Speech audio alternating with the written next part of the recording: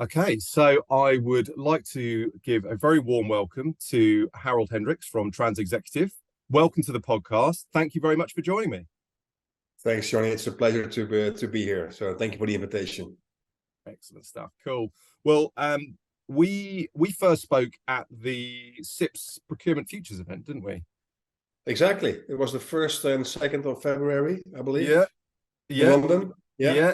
So we had a really good chat. You were chatting to some of my colleagues, and then my colleague was saying, "Oh, you've got to speak to Harold. He's got some really interesting viewpoints."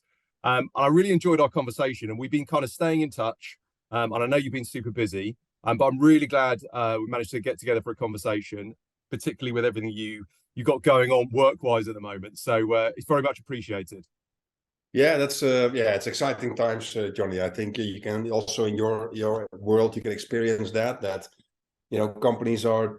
It's buzzing. Yeah, companies are looking for help, support, smart solutions to solve problems. So it's an exciting time to be in business. Yeah.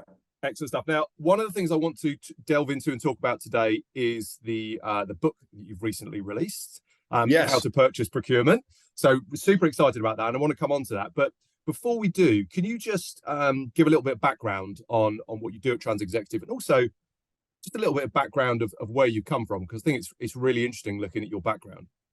Yeah, well, thank you for that. And TransExecutive is actually as it stands now, the final chapter in my life, because things are coming together. I started my career not in procurement, not in commercial business or anything like that. I started my career in the military. So joined the Air Force, worked in NATO, saw the world, did a lot of things, learned a lot, and failed a lot as well, which is also a learning process, which I think is very good. Did a lot from operational things to standardization, evaluation, but also staff functions, reorganizations, implementing new systems, new policies, you name it. So there was a huge, solid foundation to take it on to the next phase, which after almost 20 years, when you become a parent, you need to be at home at least to be a good parent. So that starts with that. Some other factors decided me to leave the Air Force and go into a next stage of my career. And I joined DS Smith, which is a huge packaging company, very complex, 350 sites, FTSE 100 company, global. And we started to work on various projects. And one of the major projects, if you will, or programs, was the transformation of the entire procurement function. So new CPO came along. I told him what I thought would be the best way to do from a strategy and vision perspective. And a 30-minute introductory call turned into a 4-hour meeting where we scribbled on whiteboards and having ideas and also sharing with him what I believe would work and what wouldn't work. And 48 hours later, he offered me a job to become his transformation director, which I took on, and very nice challenge. And we rebuilt the entire procurement function at DS Smith just before COVID, a couple of years back. So it was a good stress test. And then I was like, this is really something I would like to do. Helping businesses, whether they're big or small, doesn't matter, but helping businesses and companies to establish a solid procurement function to obtain maximized value and eliminate risks in their suppliers and supply base. So obviously you can't do that with a corporate role. So I set up my own business, which is TransExecutive, and I started to work on projects with companies to do that, to help them. And together with a team and a network of people that I have available, I take on projects to help them establish that procurement function or to optimize it if they already have it. And that is actually, and I know that we will come to that, but that's the reason why I wrote the book, is that, why would I keep this to myself? I have ideas. I also took concepts and models from the military and apply that into transformation optimization programs to be highly efficient and effective, which has proven to be a very good way of doing transformations. And I was like, why would I keep this to myself? Let me write it down and share it among the people who are interested. So yeah, that's the story until today, Johnny. I love it, and I think one of the things that's always stood out to me from that first conversation and the conversations we've had following that is you're very passionate. You've got a lot of energy. You really believe in what you're trying to do and what you're talking about and the principles that you've had success with. And I find that really interesting, and it's great to see that kind of passion and enthusiasm. I always think when somebody comes out of any role within a kind of military type organization and goes into the private sector, wherever they come, whatever point they come in at, I always wonder to myself, how do they feel about the private sector? Do they come into organizations? And obviously, it depends which organization they come into. But do they come into the private sector and think, "Oh, this is a bit pedestrian, isn't it? Where's the urgency?" Or is it like that? Some companies are like, "Wow, this is really like being in the military," or is it what? I mean, obviously, as it say, many different scenarios. But what was your experience? Yeah, when you say that, it's two things come to mind. The first thing is ownership. In the military, everybody understands crystal clear what they own, including the mistakes they make. So if you debrief a mission, for instance, and you said, "Yeah, that's something when I make a mistake, I apologize. Next time I will do better," or "I need help to understand this because I don't." So speaking up and having really that ownership is something which is common in the military, which is not so common in, let's say, commercial businesses or companies. Yes, people might say that is my responsibility, but it kind of is a shallow layer. The second thing is that in the military, people understand if I fail, then we fail. And if you were on a team, Johnny, if you fail, then I fail as well. So the urgency to help each other is front and center. It's not about accountability or shouting orders or anything like that. It is about understanding that everybody has a job to do and has a responsibility, but you need to, and if for some reason, a person in the team might not be able to perform that task for whatever reason it is, then others would be, are there to stand in and to take on that responsibility until that person is okay to take it on again. So it's really that connection. I would call it a team spirit rather than a teamwork. That's something I think is different. Teamwork is really about, I have a job to do. This is my task. This is my work. And then, in the team, you have various members of that team doing similar or slightly dissimilar work to make it complementary. But the team spirit is about, we together have this responsibility. And this means that if the team member falls off for whatever reason, if they're sick or they just can't handle anything or capacity-wise or anything like that, then others are definitely, no questions asked. They will step in, take over, help them, get back on track, and off we go again. So that's those two things, team spirit versus ownership, I think is different experience in the military, at least for me, than in commercial businesses.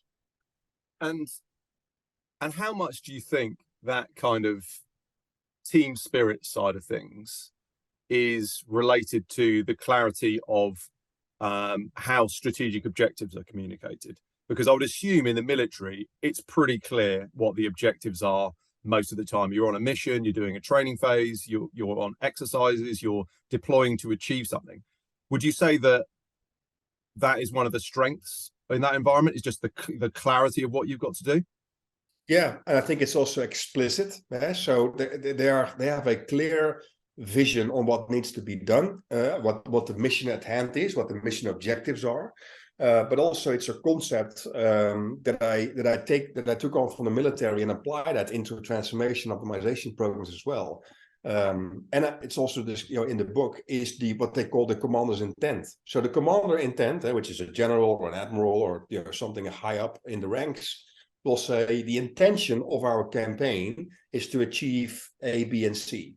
And then everybody, in the midfield commanders, let's say midfield management and leadership, understands what is needed to achieve that. So if communication fails, or if the situation is there where let's say a mid-layer management or leadership needs to make a decision, they will make that decision in line to the intent, to the objectives of the campaign. And that also comes with a responsibility, because in the military, you have a campaign, the commander's intent, you have various missions. And those missions have a mission commander, which is lower down the ranks, and then all the way down to the second lieutenant, who's in the field, leading a squad, for instance, or a platoon of people. They understand what the intent is, so they can make decisions in line of that intent. They will get that authority as well. So unlike what you see in businesses, is that we have a lot of steering committees, we have a lot of, we need to go back to the executive leadership, and we need to have decisions made and all that kind of lot. In the military, it's the direction is set, not the entire detailed step, but the direction, the intention is set. But how we get there is something that is trickled down in the campaign and mission planning, where people in the, let's say, the lower and middle management get the authority to make decisions thereon, rather than going back to the general and admiral and saying, is this okay? Because that doesn't work. I find that fascinating. I'm really passionate about the strategic side of things, and within businesses I've been involved with and with businesses that we work with and just in the market in general, I just think it's such an important thing, because I believe in very much accountability, the kind of ownership you were talking about. But if you don't pass that message and communicate those objectives and that strategy effectively, then how can you expect people to know what they need to be doing? How can you expect them to know how they're contributing? And it goes right down to when people are trying to get things done, how can you expect them to really create an accurate requirement for what they need to do when they don't, if the overall objective is not communicated effectively? So I think it's such a crucial thing, and maybe a little bit like in the military, where there's just no room for error, there's very little room for error, failure is not an option kind of mentality. In startups and scale-ups, it's similar. It's critical, Yeah, exactly. It's mission critical. Yeah. So I think when businesses can get larger and maybe sometimes be a victim of their own success, these things can get diluted a little bit. But I think it's always an absolute bedrock to come back to say, do you have a clear strategy? Is it communicated effectively? Does everybody within the business know how they contribute to that?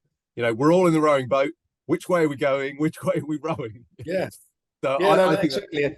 And I like your comment there on scale-ups, that failure is not an option. And that's the reason why I like to be supportive and helping exactly companies that have grown rapidly in the past years, because they understand what is needed to be successful, and also making sure that the foundation on the supply side is a solid one to have even further accelerated growth.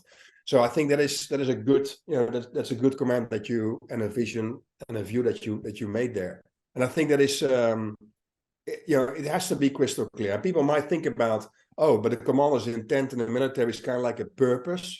It's not really, because the purpose is far more higher level and strategic. It really needs to be around objectives and goals and the ambition that you want to achieve in a certain period of time.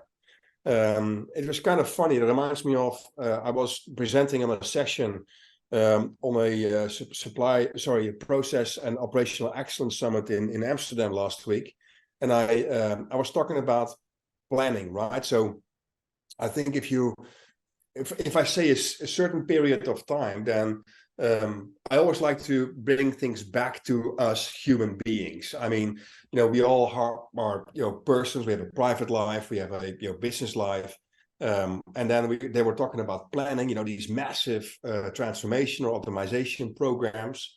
And I just asked the audience, so anyone has plans for Easter? And then half of the audience raised their hand.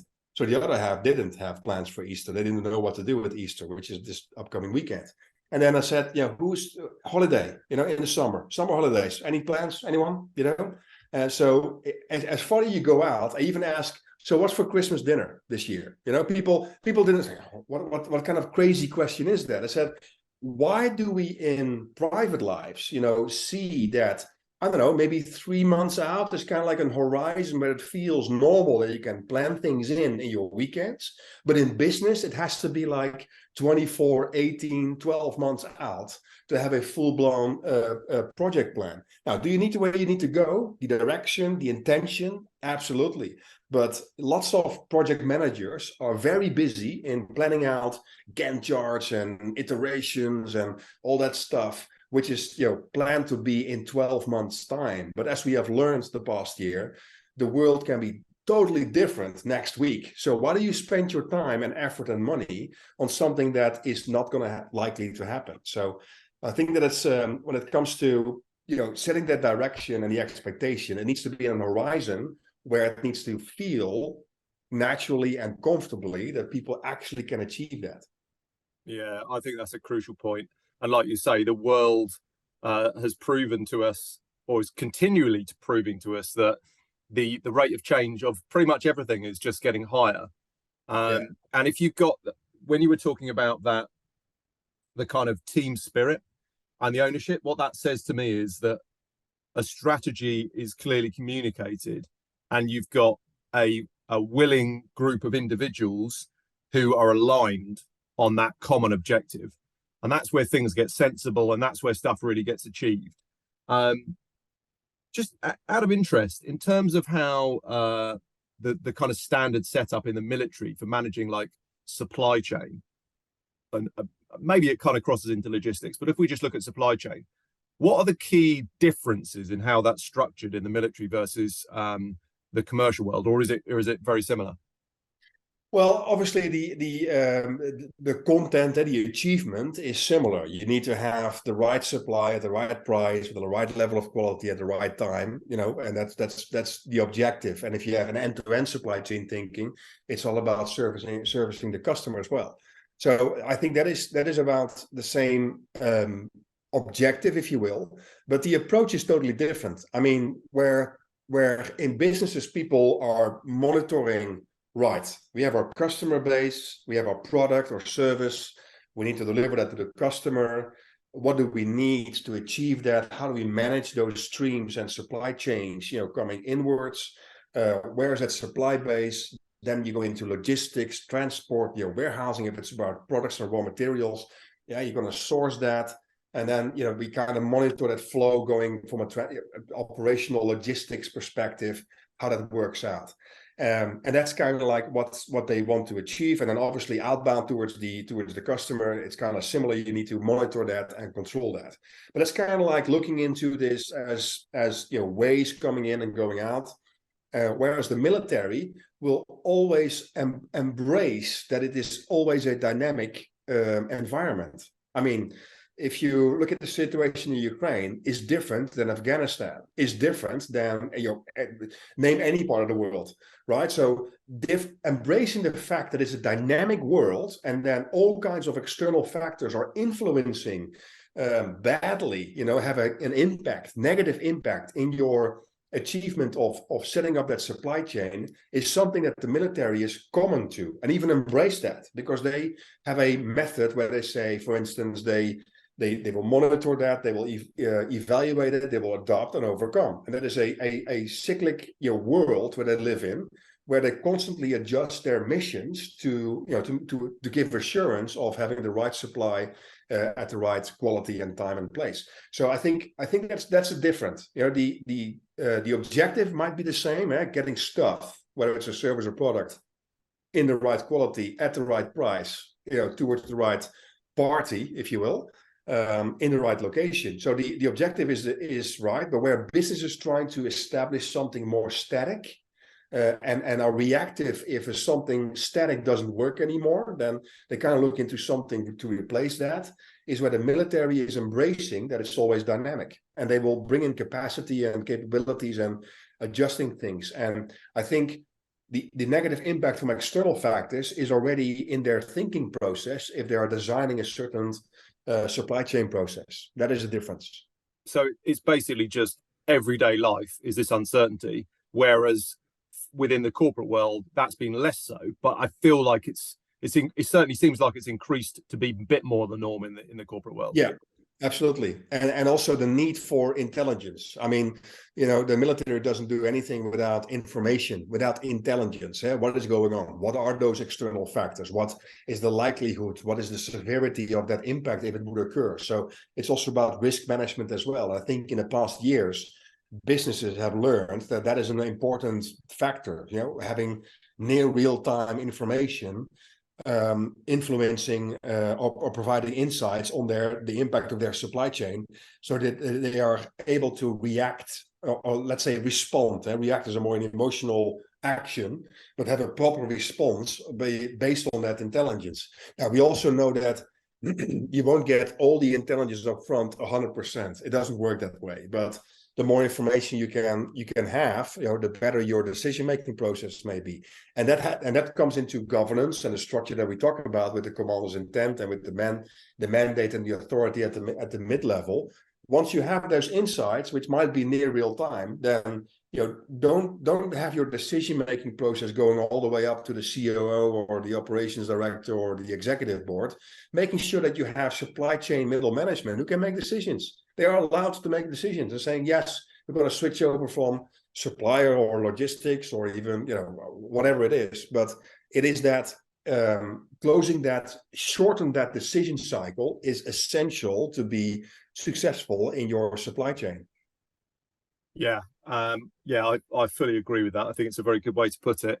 And I think there are a lot of ways that the experience that you've had working within, massive military organization can apply to both large and medium-sized organizations where there's a critical nature to what they're doing. So one of the areas that I was keen to get your opinion on was around how these principles are applied where organizations are procuring complex services. So clearly, the clue there within the name is that to the level of complexity that services can be difficult to define, difficult to measure, and you can have a lot of people being very busy, but really, how do you kind of turn that activity into something that's of measurable value? That really, when it comes down to it, an organization can say, we spent X amount on this consulting work, or we bought these IT services, and the value it's delivered to us is measurable, and it's great. Because otherwise, you end up with these kind of cost-saving situations where organizations may try to cut costs in services without really understanding what they're cutting, but also fundamentally, if they don't really understand what they're getting for their money, no understanding of return on investment, then that's pretty scary when you consider how much money is spent on services, which, the suggestions of what the global market is worth change all the time, but the figure I always quote is 20 trillion. It's a big deal. It's a lot of money. So one of the things that we've spoken about is these kind of strategic objectives and having kind of clear goals. When it comes to kind of procuring services, one of the difficult things is actually trying to define outcomes, define what it is you need to do. So that kind of layers into that side of the conversation, really, doesn't it? Yeah, no, absolutely. And I think what you just highlight is a very it's an area where a lot of companies are looking into, and like you said, it costs, if you do that manually, so to speak, then it's a lot of time to figure that out. And I think a technical solution, what you guys provide, is definitely of an effective means and helpful there. But it needs to be also what you just pointed out. It needs to be crystal clear which process are you exactly servicing and enabling. So I think it's clear to say that an action, a process, which is also, by the way, a lean concept. Everything we do is a process, and the process outcome is delivering the value, right? Whether it's eliminating risk or whether it's cutting costs or increasing revenue, it doesn't matter what that value is, but the outcome of a process, that's what is actually creating value. People understand, they all know the PPT, the People Process Technology model. What I describe in my book is it actually had a shortcoming, and it's twofold. It doesn't start with people. People think that people are the most important asset, and they are if you have it solidly there. But first, you need to understand what are people responsible of when it comes to their action and the outcome, so the process. So it starts with the process, not the people. You need people to monitor, to own, to enable a process to be executed. Whether it's manual or automatic, doesn't matter, but people are enabling a process. That process delivers the value. So it starts with process and not people. The second shortcoming of the PPT model is it lacks governance. Governance is crystal clear. It needs to be front and center in everything that you do. You need to understand what is the law and legislation you need to comply with, internally, externally, what is the decision making, what's the mandate, the authority, what are we allowed to do, who's doing that, even going down to individual data. So whether you store your data and on servers and everything, the regulations around that as well. So governance is not only applicable to the process, but also to the people and also to the technology. So now you have four elements: process, governance, ownership, or let's say organization, and the technology, which needs to be in balance. That is what we call at TransExecutive the four-sided triangle. That's the model that we use for everything that we do. And if you're talking about procuring services, you need to understand what is that process, right? So which service do you need to procure or source in this case? What are we allowed to do when it comes to what are the requirements, the specifications of that process and service that you need to procure? And who's exactly is owning that? Who can say yay or nay when it comes to if a deal? And if you have that clarity on the decision-making process, the governance, and in this case, which services do you want to source and procure, and what is the desired outcome? Again, what's the intention?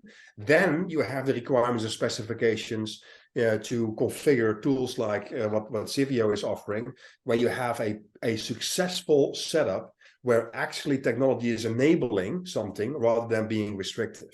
So throwing in technology just for the sake of it doesn't work. It has to be in that order: process, governance, organization, ownership, and then the technology.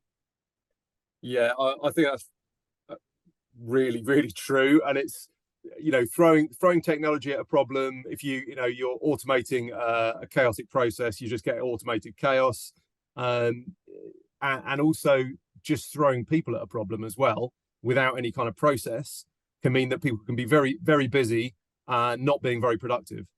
Exactly. Yeah, exactly. That's why when I have when I'm on a podcast like this, or when I'm presenting in a conference or anything like that, is that I always say that digital transformation doesn't exist, which is thought-provoking because it does exist, but it's just to provoke people to think about, right, you want to bring in technology, you want to digitalize certain processes. Which processes and what do you want to achieve with it?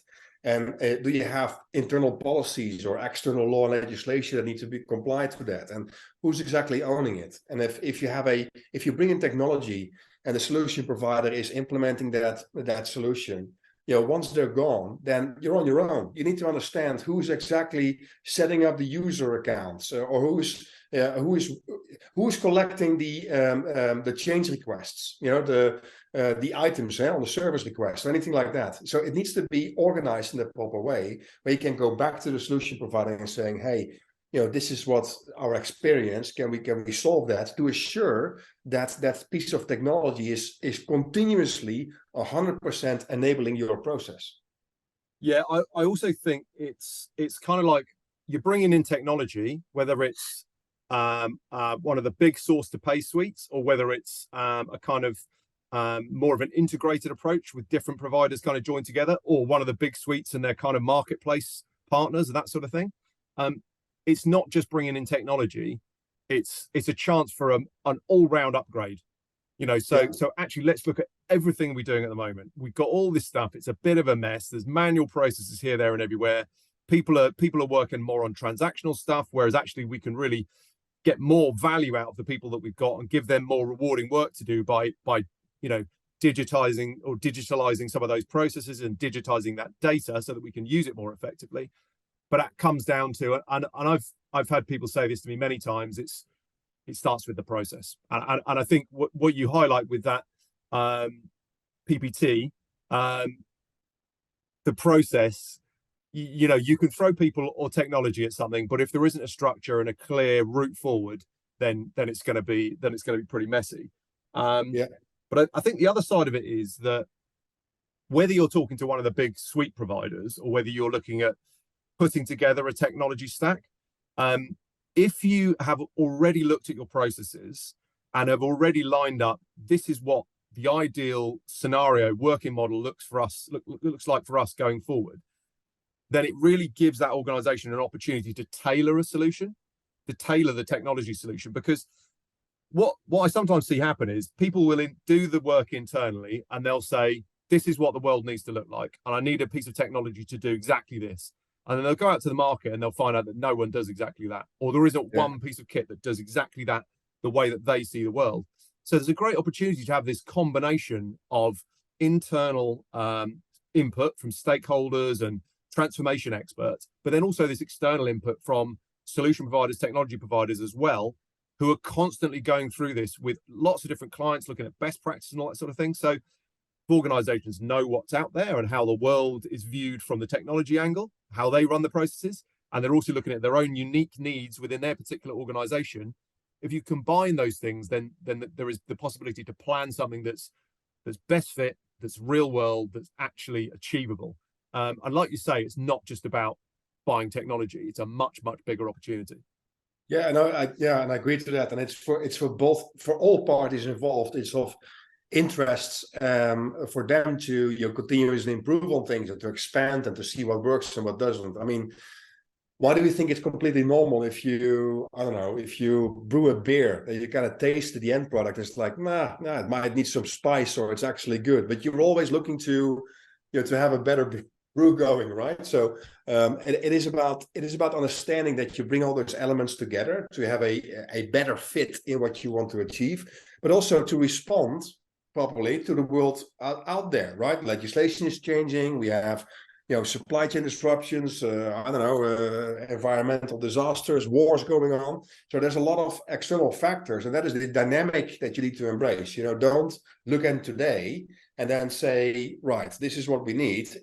Also making sure that you have your mindset open. Again, it's that team spirit, I think, isn't it, Johnny? That you work with your solution provider as a team spirit-wise to come up with a better solution every time you evolve and you have new experiences. Yeah, definitely. I think, certainly, I can say this from our experience, but solution providers want to help. They want to enable customers to get the best value out of the product that they're providing for them. You don't want a customer to use your product and just have a bad experience. You want them to love it and for it to be delivering real tangible value that makes them really happy. And sometimes that is most effectively achieved when there's clear collaboration and aligned objectives. When the organization can say, these are our objectives, this is what we need to improve on, this is the process we want to engage in. Whatever solution provider it is, if they're engaged effectively, and obviously they've got to have the right attitude as well, then they can really help steer that organization to saying, well, actually, I know you want to achieve that like this. We've got the opportunity to do it this way. How would that work? Because that would be a lot more efficient for you to do it that way using our technology than if you tried to do it the way you've suggested, for example. But it's again, aligned objectives, and we can kind of come on to it later, but this extended capacity that is all geared up around this overall objective, I think is can't be understated. But going back to the kind of the beginning, when you're procuring a service, so you kind of need to start at the end, don't you? You need to start with what is it we need to do, and I think a lot of, like you were talking about, the kind of commander's intent, and then the kind of different levels or layers within the organization where decisions are being made and responsibility is taken. I think in a lot of organizations, maybe there isn't that much clarity on exactly what needs to be achieved. And I think sometimes that's where you can end up with projects that are engaged on a kind of time and expenses basis, that are just some people doing some work, but there's not necessarily clarity on the objective. Whereas if a service is being procured under a statement of work, for example, it's exactly that, a statement of work that needs to be carried out. So one of the things that you mentioned to me the first time we talked was about this concept of kind of back engineering those outcomes. Do you want to expand on that a little bit, just in terms of maybe how organizations can use that thought process? Yeah, sure. So it is about, again, that's coming from my experience in the past, is that what you want to achieve, right? So it's not even you need to define and understand what the process is, but you need to bring it a little bit further. What is the ambition? What is the desired outcome of that process? And if you're talking about services, for instance, then it's like, what do you want those services to do and why? Right? So it is you need to have time to think. You know, we're all falling into the default of getting it into a room and, you know, whiteboards, so we have ideas, so we have everything, you know, going, we have kickoff sessions or whatever. But it's probably best if someone with the authority and the mandate is start to think about, so what do you want to achieve with these services? And if that's not entirely clear, that by itself can be a requirement as well. So it might be that you're looking for a a certain services in an area where you say we need to have flexibility. We need to, we need them to tell us what is the best service they need to provide. So I think it's also about crossing off certain things and flipping that around into a wish and ambition, into a requirement and specification. So it's not about having a massive document with all kinds of specifications being laid out, but you need to understand what you want to achieve. And if you don't, then you need to ask yourself, what are we doing here? So it needs to be in line, again, with your strategic vision or the intent or whatever you want to call it, but it needs to go backwards saying services. We need certain services for what exactly? And then you backwards engineer towards what capabilities do you need. So the military forms there's a political debate. For instance, the NATO, there's a political debate, right? There's a situation, there's a war going on in Ukraine. It's on the east flank of the NATO airspace and NATO territory. We need to defend that territory. So that is the political decision. And then you'll have a intention, what needs to be done. And then all the way down, you get to the missions and the capabilities and the competencies and the skills to achieve that. So that trickles down. It's the same with this. If you have a understanding what you want to achieve and why, then you can backwards engineer what capabilities and capacity do I need? And that is based on people, because the people have a certain capabilities, but also a certain capacity.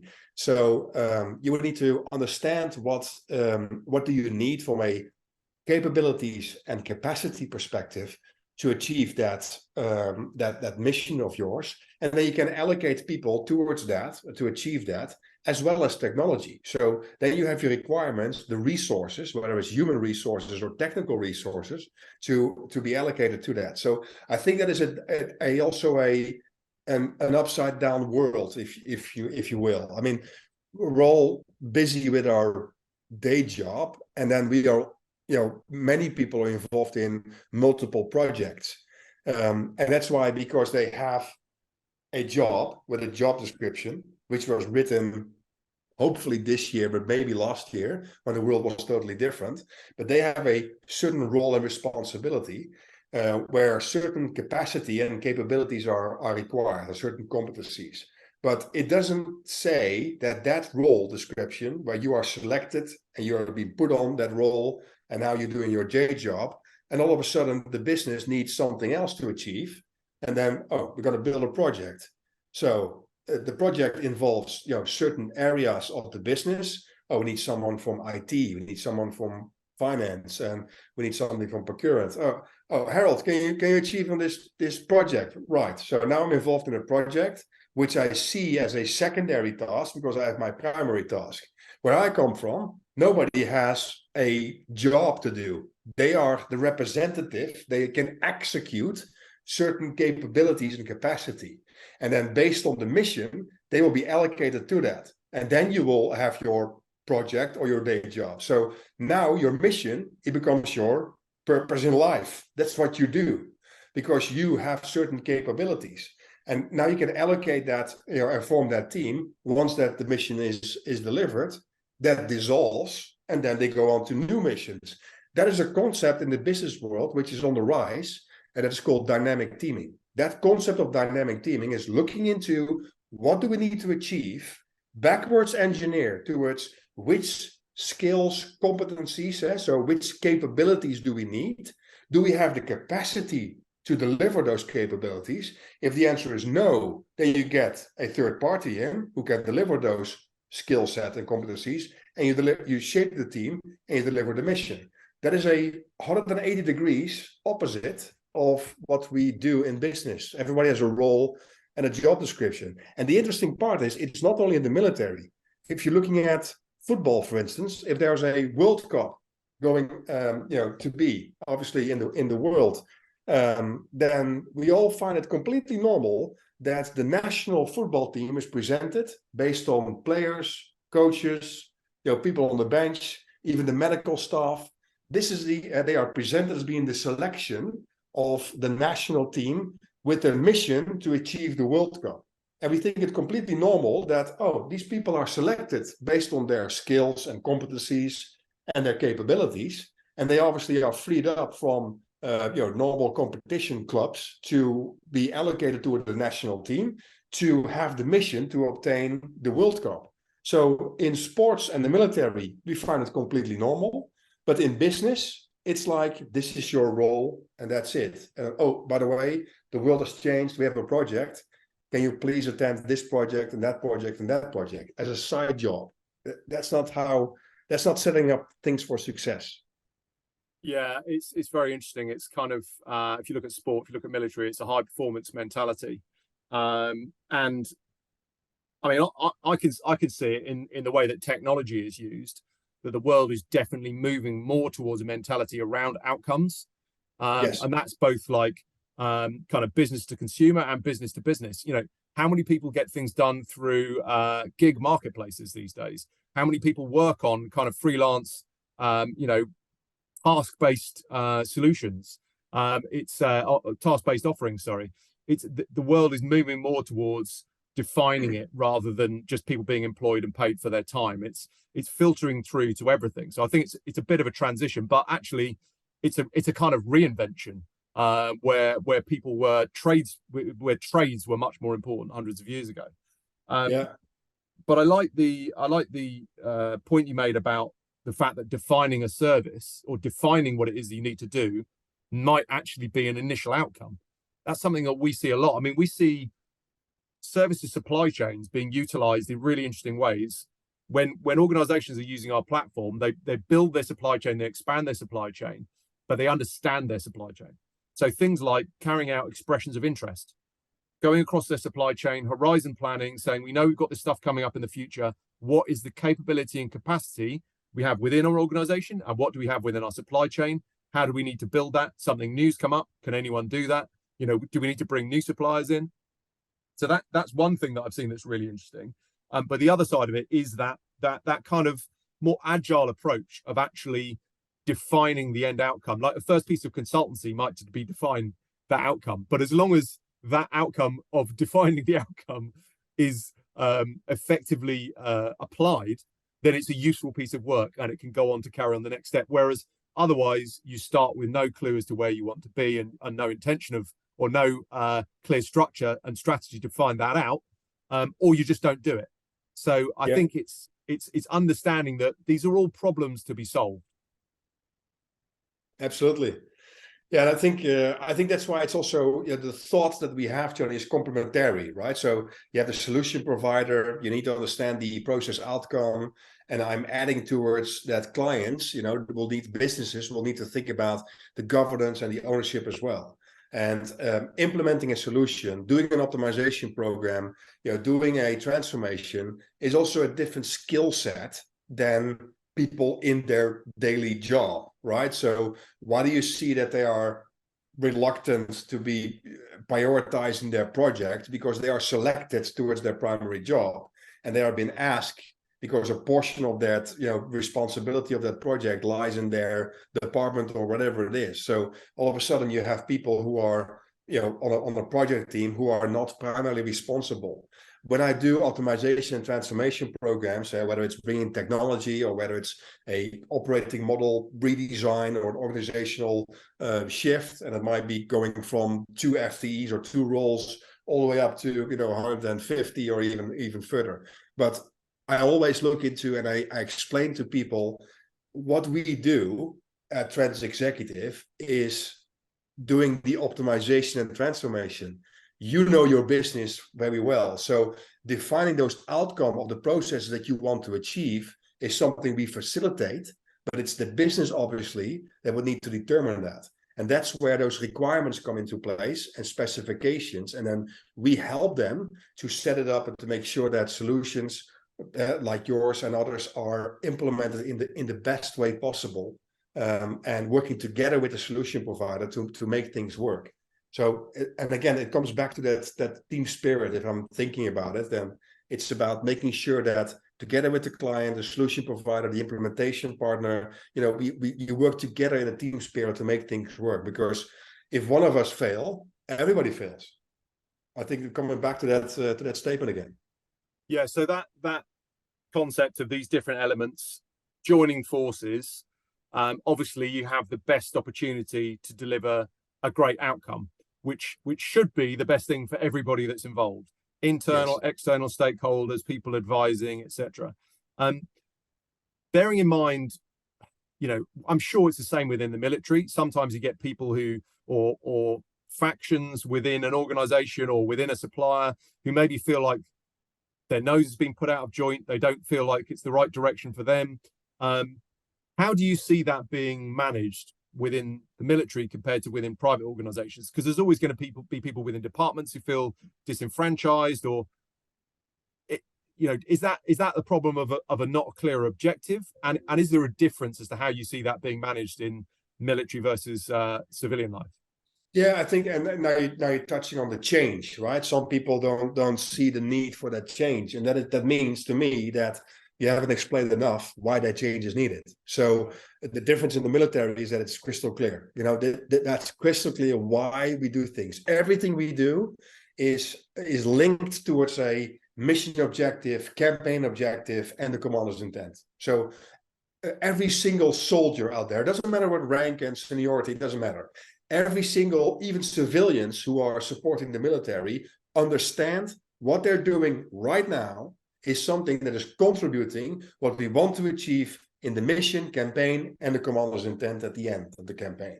So I think that is about communication. And we all understand, it's always an improvement point. So it's always a development. We need to be better in communication. We need to be better at change management. But that by itself is a bit vague. What do you mean with communication? What do you mean with change management? I mean, people need to embrace the change. And it's about making them understand why it's needed for the company, for their team, their department, and themselves to make this change. People need to see it and feel it.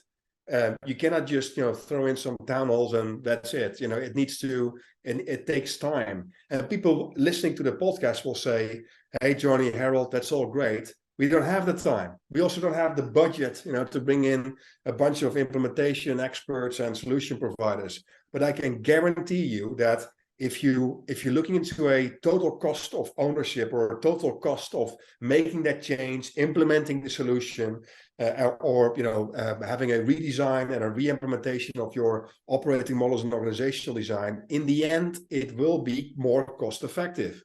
Because we all know that above 70%, it's 76 according to McKinsey, of business transformation fail. 76%. That's why we don't, it's because we don't spend time to making sure that we can clearly inspire, motivate people to make the change, to embrace the change, and they understand and are explained and they feel that this change needs to happen. And yes, that takes time. Does it need senior leadership to go and engage with local people? Yes, it does. But so you need to make that time. If you don't, you will fail. You will definitely fail. Now, in the military, it's a structure which is going over and over again. Again, it's coming back towards embracing that dynamic situation. Because it's dynamic, people understand this is happening, this is the decision, this is why, this is what these guys are doing, this is what that team is doing, and I'm doing that to deliver on that situation, to have a proper response. The fact that it's so dynamic and you embrace that makes people also feel more of a team, and that's why the team spirit comes in place, and they feel recognized, they understand what they're doing is 100% needed, not only aligned, but also needed. It's an essential part of achieving what they want to achieve when it comes to the mission, campaign, and the commander's intent. That's the reason why I always advise companies, if they have an implementation at hand, or if they have a a program, an optimization or transformation, to have a war or situation room.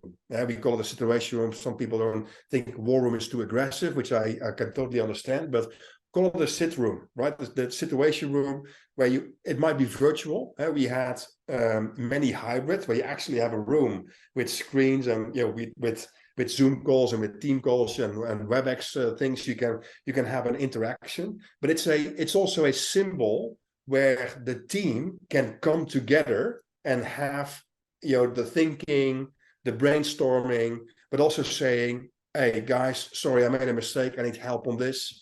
You will have on the wall, whether it's virtual or not, you will have the latest and greatest information, so you can anticipate on what's going on, what's going well. You can use that situation room to present your solutions, to present progress to leadership or executives or stakeholders or whatever it is. So it is reinforcing that thought, and I think that is clear about again making that team spirit work.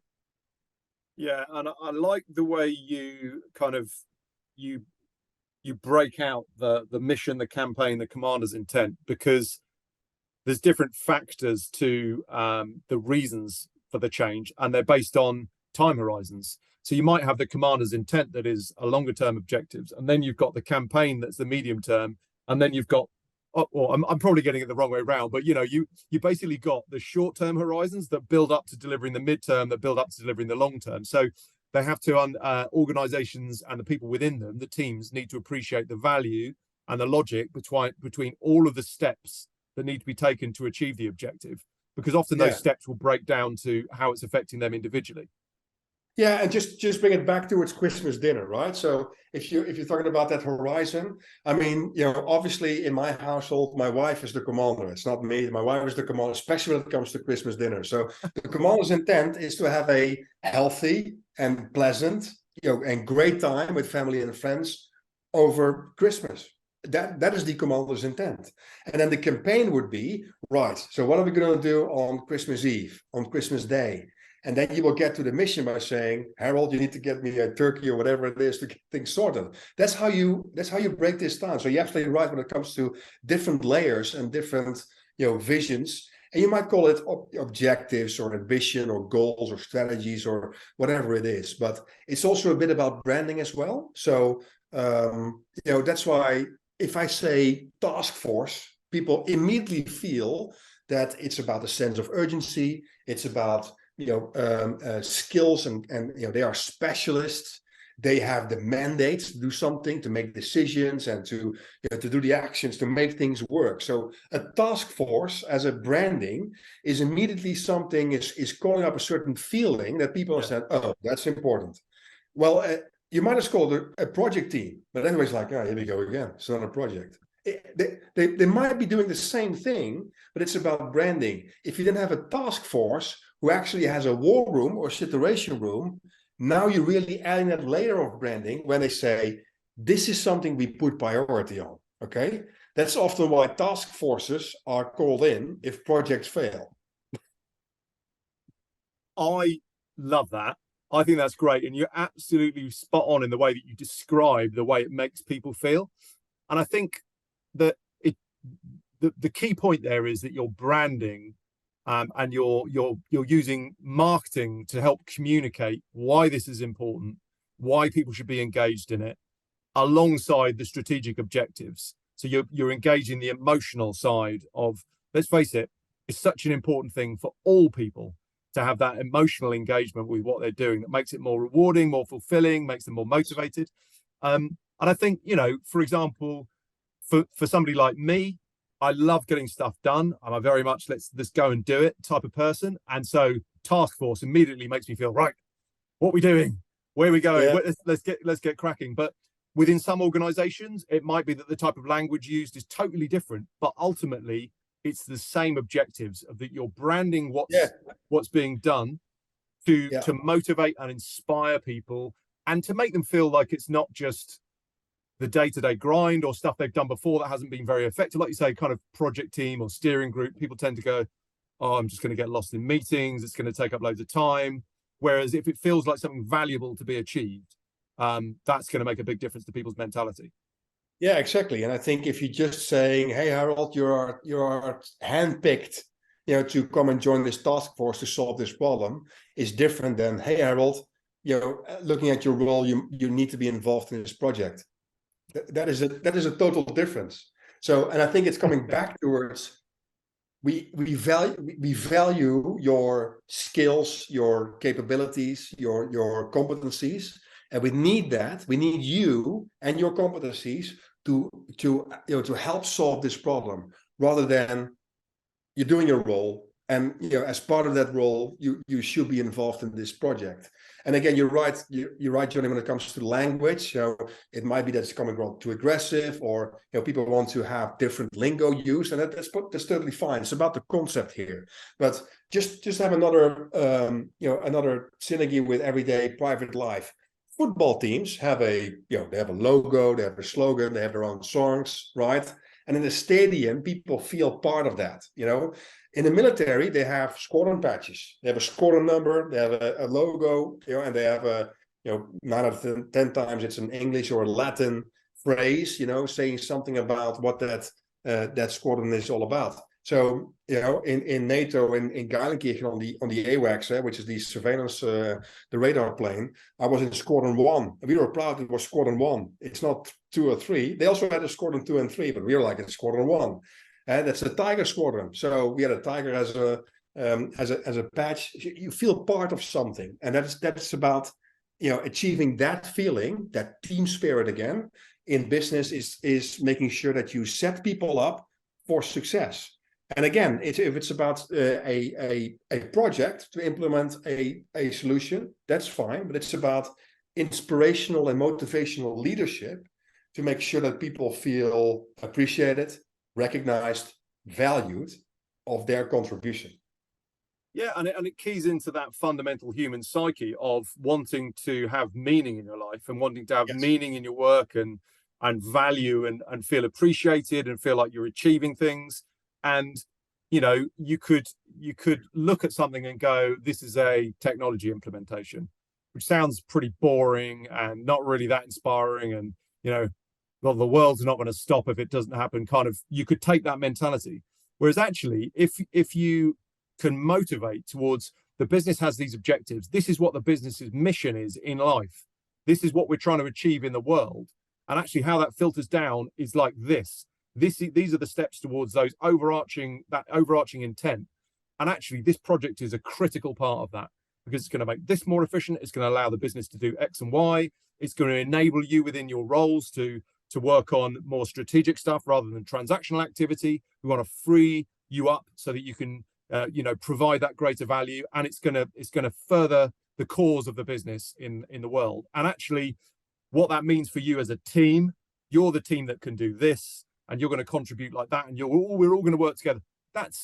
I would rather do that. That's a better way to go about your life, isn't it? Than another story on that, Johnny. It's something I shared again in Amsterdam last week. It is about 1962. I'm not sure if you know this story, but President John F. Kennedy, visited NASA, and he walked in, and he was about, to engage with people, obviously, the NASA director, to talk about putting a man on the moon. And he saw the janitor, mopping the floor, and he was going over to that janitor saying, "Hey, sir," he wants to be polite, obviously. And he said, "Sir, what are you doing here?" And the janitor was saying, I'm here to help to put a man on the moon, rather than cleaning the floor. That's whether it's true or not doesn't matter, but that's the team spirit that you want to achieve. And I remember my first lesson in the military academy, when day 1, hour 1, lesson 1. The sergeant major said, "Your mommy and daddy put you here because you don't know anything," right? So that's lesson number 1. And the reason why you don't know anything is that you need to embrace that, and making sure that you can listen to your people. So to be a cadet and to be trained to become a leader is that you need to understand, I don't have the answers, my people has the answers, specialists have the answers, solution providers have the answers. So if you grow in business as well, and you're becoming more and more of a leader and less of a specialist, embrace the fact that, in my case, let me put it this way, I'm too old, and I'm too dumb to understand what's going on in the world today on the work floor. Ask the people on the work floor what's going on. And if you have a problem and you need a solution, bring in the right capacities and capabilities to come up with the right answers. Yeah, that's why Richard Branson said, we're hiring smart people, to do the work, right? Rather than you don't tell them what to do. They need to tell me what to do. And that's exactly it. That's exactly it. And that is about making sure that you bring it all together. And what we do in TransExecutive is facilitating that. Is we are bringing bespoke, tailor-made specialists towards what is needed. One client might need to have a technical solution implemented. Another client is looking to have a more rigid and solid governance with policies.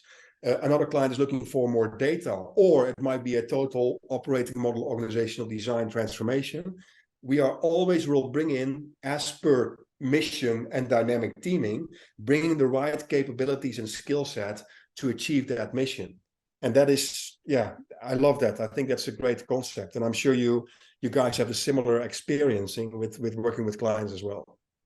Definitely. And as you were saying that, I was kind of thinking, that capacity and capability, organizations are pretty agile now in how they resource themselves. But obviously there's a limit to the capacity that they can carry themselves all of the time, because they might only need certain capabilities or certain levels of capacity for particular things. They need to flex that, and they need to, as you said before, respond to uncertainty, respond to a changing environment. So I'm interested to know how you kind of build that sort of approach and build that thinking into how they deal with their extended capacity, where they're bringing in third-party expertise that's outside the organization, but forming it into one overall kind of entity that's driving towards an objective. Yeah, I must say that different markets or countries are at different, let's say, maturity stages on adopting that. So the UK, Canada, US, they very understand that dynamic teaming. If they don't have the capacity and capabilities themselves, they will get external resources. And on the mainland Europe, that's coming, and I think that's growing. They kind of still fall back to the default. We need to have this permanent role filled to obtain those capabilities. So with obviously the risk that you have overhead now established once that mission is delivered. So this is all about being dynamic. It's about, we see a situation, there is a problem, we need the capabilities and skill set. Where we have 80% of that internal, we need 20% coming externally to solve that. Once it's solved, that 20% goes out, and there's 80% are going back to their day jobs again, right? So it is about that dynamic approach of doing that. And it is a slowly but steady journey that businesses are going on. So it varies in which sector as well. Manufacturing sector is a little bit more traditional, rather than, for instance, in the IT or software development companies. They are very used to bringing young people, do stuff, and carry on. And move on to the next challenge. So it is sector and also region, market depending on what you do there. But I think it's how do you say it? It's unavoidable. Yeah. Inevitable, exactly. It's inevitable that companies will need to embrace this, because otherwise they won't survive. Yeah, and all you've got to look at is the skill shortages there are in the the war for talent, the shortages in the talent market. It's companies they are going to be forced to get on to get on this kind of thought trajectory. Yeah, and what is permanent staff anyways, right? So I mean, people changing jobs every 2, 3, 4, 5 years. At the time of having a 40-year career in the same company is becoming rare, and people want to have also the wider experience in other companies, and maybe go off a couple of years and to spend time with family and friends, or travel the world, or so people's personal life are also becoming dynamic, and work life needs to be flowing into that dynamic mix. So I don't believe that the generations, let's say after us, will choose to have a career for 40 years at the same company. I don't see that happening. Yeah, you've only got to look at the way that the gig economy has evolved, and the gig economy was evolving rapidly before COVID, but in the consumer space, it involved incredible. COVID just made it happen quicker. Remote working, all these sorts of things have come into play that have kind of are more suited to the idea of achieving objectives rather than being at your desk for X amount of time in an office. Yeah. So it's just that it's been a shift towards what's important in getting things done is actually getting things done, where you are when you do it, what time it is when you do it, as long as it's done by the deadline, doesn't really matter so much. So I think, the whole world is shifting in that direction. And as you said, organizations have to be more flexible, more dynamic, because it's not really a choice. If their competitors are being more flexible and dynamic, they'll get left behind because Exactly. everything's moving so quickly, everything's changing so fast. The introduction of things like AI into the process as well.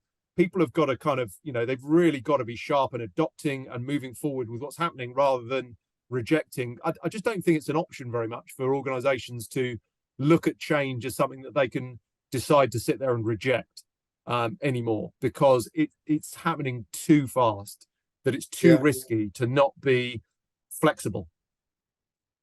Yeah, no, I agree, and I think that's the way we're heading. And it reminds me of, the HR departments of companies should have an understanding, which capabilities and capacity and which skill sets and which competencies do we have in-house and which we don't. So if a problem, a challenge, or a project, or a task, or a mission, or whatever you want to call it, comes up, then they can allocate, that capacity to that. And if it's not sufficient, then they will go, external and get some help. And that's what it's all about. And we should also recognize that not having that overhead for companies is in the end is a cheaper solution. So it's lesser costs than having a massive, headcount with all the applications, but also the labor law risks that, if you want, if you need or want to let people go, then obviously there's a lot of strings attached to do that. So if you embrace the fact that you're dynamic and you're allocating the capacity and capabilities to what you want to achieve, coming from external sources, in the end, that is a far more cost-effective solution. Yeah, there's always going to be a balance in terms of that, the core people that make that organization what it is, the core functions that need to be carried out, the core team of that organization that really represent everything about that organization and what that brand means to the world. But then with this flexible capacity, it's, as you say, if you define the outcomes effectively in what you want to have delivered, then actually passing out the responsibility and the liability of that to third parties, exactly as you say, in those circumstances, people initially always might think it's going to be more expensive to do that. But actually, when it comes down to it, if you've just got a team of people, whether they're employees or contractors, just doing work with no clear objectives and timelines, that it might seem cheaper in the start, but actually what it might end up being much more expensive. Plus, you have the liability sits within your team rather than being passed to an external party who have to deliver an objective. There has to be an endpoint, a delivery.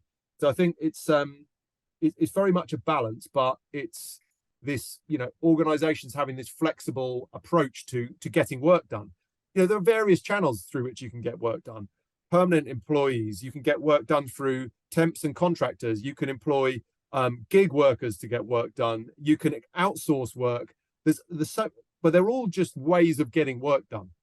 There's always people involved with them somewhere along the line, unless it's robotic process automation. But ultimately, these are work delivery channels. I always think of them in my head. And ultimately, the exec board of an organization needs to know what is our total capacity and capability through all of the available work delivery channels for us to deliver our products and our services to our customers. And that's where, if they've got that flexibility and they've got that scope and those partnerships and the great team internally, that's where I feel that they can be most effective. No, I totally agree. And just another example from the military. If an infantry unit thinks there's the river and the bridge is intact, and they will need to cross that bridge to go on the other side of the river. And they actually are approaching that bridge, and they say, "Wait a minute, the enemy just blew up the bridge." Or what will they say is they will say, "Bring in the engineers." So engineers will come, they will build a temporary bridge. Engineers will walk away again because they're going to build another bridge somewhere else, and then they have their capacity. That's exactly how it needs to work. And that's the most cost-effective way of doing that. And yes, you're right, there needs to be a balance there, but it needs to be embraced that you need to have that dynamic going. Also, the amount of time, and I think the data itself, if you do the calculation, if you build a case, you will see it by yourself. But the time that you spend on development plans and making people also having appraisals and having conversations, they need to be engaged in all kinds of programs, which is right, because you need to take care of your people. But the more people you get, that is getting on top of the costs, obviously, from having a permanent staff, which you don't have if you bring in temporary workforce.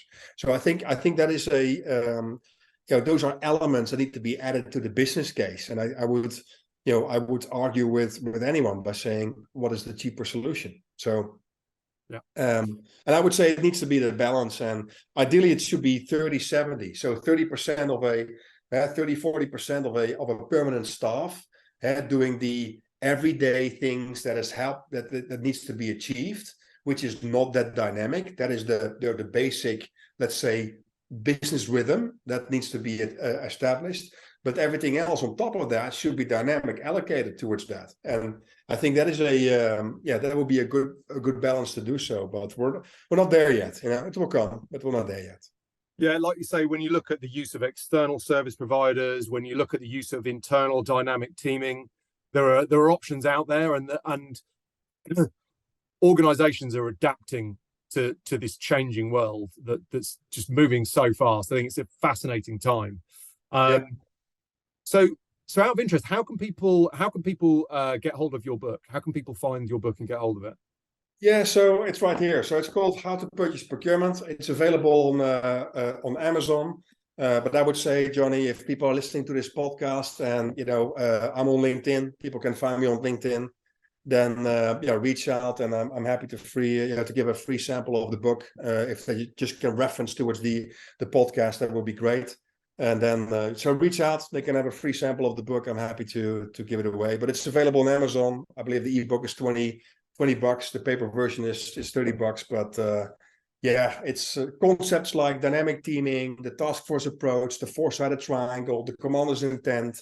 All the good stuff that we discussed is actually described in there as well. So it will be great also to hear their feedback as well. So happy to provide them a free copy if they want. Brilliant stuff. Well, listen, I love your enthusiasm. I love the fact that you've been motivated to actually get these thoughts and these concepts down in a book. And it's not an easy thing to do. So I think it's brilliant that you've done that. And it's a pleasure to have you engage in this conversation, to talk about these issues, because I think these are things that the industry needs to be talking about and people need to think about and be aware of. So I really do appreciate it. And I think you're going to be very busy with all the work with TransExecutive, but also no doubt at some point in the future the book will lead to other things that you want to do along those lines as well. And obviously the thought process is constantly evolving, isn't it? But I think that's going to be fascinating to see how that develops over time with the customers that you're working with and the conversations you're having. So yeah, I really appreciate it. And it's an exciting time at the moment. Yeah, absolutely, Johnny. And again, thank you for inviting me on the podcast. And I think what we're both trying to achieve is making sure that customers and clients are obviously set up for success and getting more value of the solutions that we provide. So I think that's a great space to be in, and it will be great to see what the future brings us. But confident it will be successful. Yeah. You and I are in agreement on that. And I think the other thing is just getting the conversation out there. Absolutely.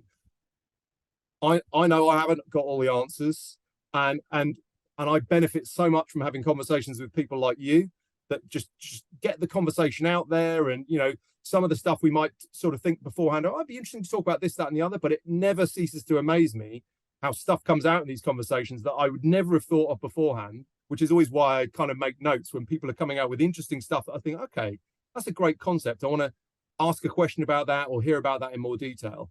So I think, you know, that's another thing that I'm definitely passionate about. When people have got something interesting to say, I'm glad that it's something that we can try and do our bit to try and make it available to a bigger audience. But you know, conversations in the industry for the furtherment of the industry are really important. And you know, I'm very grateful for you for taking the time. It's been really interesting. Yeah, absolutely. Thanks, Johnny. Appreciate it. Excellent stuff. Cool. Well, listen, take care of yourself, and hopefully we'll catch up again soon. Yeah. All right. Thank you.